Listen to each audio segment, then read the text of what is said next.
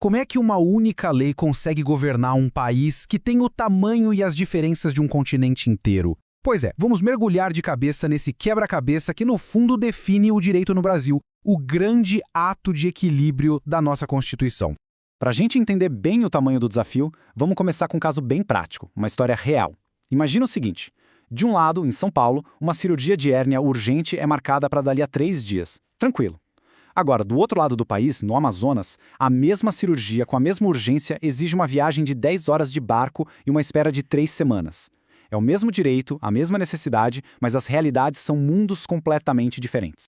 E é aí que mora o paradoxo, porque a nossa Constituição Federal, lá no artigo 196, é claríssima. A saúde é direito de todos e dever do Estado. A promessa é absoluta. É a mesma para quem está em São Paulo e para quem está no Amazonas, sem tirar nem pôr. Isso nos joga direto na pergunta central de toda essa análise. Como é possível uma lei única entregar direitos que são iguais para todo mundo, quando a vida real das pessoas é tão, mas tão desigual? Ok, para responder isso, a gente precisa desmontar o problema em partes. Vamos dar uma olhada nas 3 dimensões fundamentais desse desafio. Uma única lei para muitas realidades. A primeira dimensão é a da uniformidade. É bem simples, a Constituição é uma só, ela é suprema e se aplica do mesmo jeitinho em todo o território, da agitação de uma metrópole no Sudeste até o silêncio da floresta amazônica. Não existe uma versão paulista ou uma versão amazônica dos direitos fundamentais. É tudo a mesma coisa. Agora, a segunda dimensão, a diversidade. E aqui a coisa fica interessante. Dá uma olhada nesse gráfico, na disparidade econômica. A renda per capita em São Paulo é mais que o dobro da do Amazonas. Isso não é uma diferença pequena, gente, é um abismo. E um abismo que impacta diretamente a capacidade do Estado de entregar aqueles direitos que estão prometidos no papel.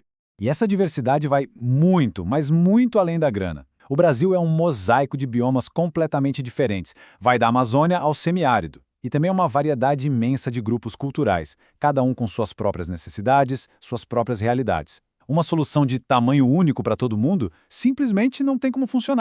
E aí entra a terceira dimensão, que é a nossa estrutura política, o federalismo. O poder aqui no Brasil não fica só na mão de um governo central.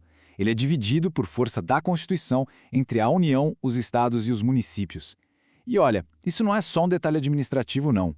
É a peça-chave que permite que as leis sejam adaptadas para cada realidade local. Então, o ponto crucial é este aqui. O nosso sistema jurídico vive numa tensão constante. De um lado, a Constituição puxa, exigindo uniformidade. Do outro, a realidade do país grita por um reconhecimento da diversidade. A grande questão é como equilibrar esses dois pratos. Certo, agora vamos sair do problema e ir para a solução. Como é que isso se resolve na prática? A resposta está num sofisticado ato de equilíbrio que acontece no judiciário, usando principalmente 4 ferramentas de coordenação. E essa tabela aqui, olha, ela resume tudo de um jeito genial. Lá no topo, a gente tem as súmulas vinculantes do STF. Isso aqui tem força absoluta, cria uma regra única que vale para o país inteiro e ponto final. Um pouco abaixo vem a jurisprudência uniforme, que é como se fosse uma trilha que o Supremo vai deixando com suas decisões ao longo do tempo, sabe? Cria um padrão. Depois, os precedentes obrigatórios, que fazem a hierarquia funcionar. O que a corte de cima decide, a de baixo tem que seguir. E por fim, o diálogo entre cortes, que é exatamente o que o nome diz. Juízes e tribunais conversando para construir um entendimento comum. Cada mecanismo tem seu papel. Uns forçam a unidade, outros abrem espaço para adaptação. É um jogo de pesos e contrapesos. Mas o desafio não para por aí nas nossas fronteiras. Hoje, a gente vive num mundo sem fronteiras, e isso traz novos desafios para uma Constituição que não foi pensada para essa realidade. Vamos ver como isso funciona? Para pensar numa coisa. Onde é que um crime online acontece de verdade?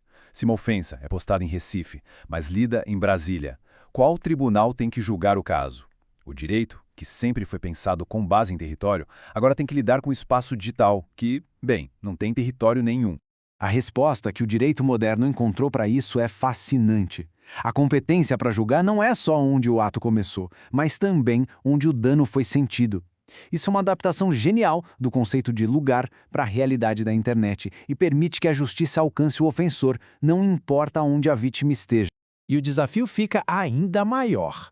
Será que a lei brasileira pode ser aplicada a uma empresa que tem sua sede lá em outro país? Pensa numa rede social americana que opera aqui no Brasil, por exemplo. A resposta é sim, pode. O objetivo é proteger os direitos das pessoas que estão aqui no Brasil. Só que tem um porém. O ponto crucial é que fazer essa decisão valer na prática depende da cooperação internacional. O Brasil pode até decidir, mas para executar essa decisão lá fora, vai precisar da ajuda de outros países. Isso tudo mostra pra gente que a nossa Constituição não é mais uma ilha. Hoje, ela é interpretada num diálogo constante com esferas muito maiores. Os tratados internacionais que o Brasil assina e, claro, os direitos humanos universais. Tudo isso influencia e molda como a lei é aplicada aqui dentro. Então a gente chega na conclusão. Entender a Constituição brasileira não é sobre achar uma resposta final, definitiva. É muito mais sobre observar um ato de equilíbrio que nunca para. Uma Constituição que está em constante conversa com as múltiplas realidades do nosso país e do mundo. Vamos resumir tudo que a gente viu em 4 ideias centrais. Primeiro, os direitos são nacionais, valem para todo mundo, mas a sua implementação, essa é local. Segundo, as ferramentas jurídicas servem para coordenar o conflito e não para eliminá-lo. Terceiro, o federalismo não é um bug do sistema, é uma característica essencial para a nossa democracia. E quarto, os direitos humanos universais podem e devem ir além das fronteiras nacionais. E para quem gosta de um roteiro prático, aqui vai. Quando se deparar com um conflito desses, primeiro, identifique a dimensão do problema. Depois, determine o alcance do direito em questão. Terceiro, veja quais ferramentas de coordenação existem para esse caso. E, por fim, o mais importante, equilibre a necessidade de uniformidade com a realidade da diversidade. E tudo isso nos deixa com uma última pergunta, para a gente continuar pensando. Nesse mundo de hoje, com espaços digitais, com direitos universais, onde as fronteiras físicas importam cada vez menos, quem, afinal de contas, escreve a lei final?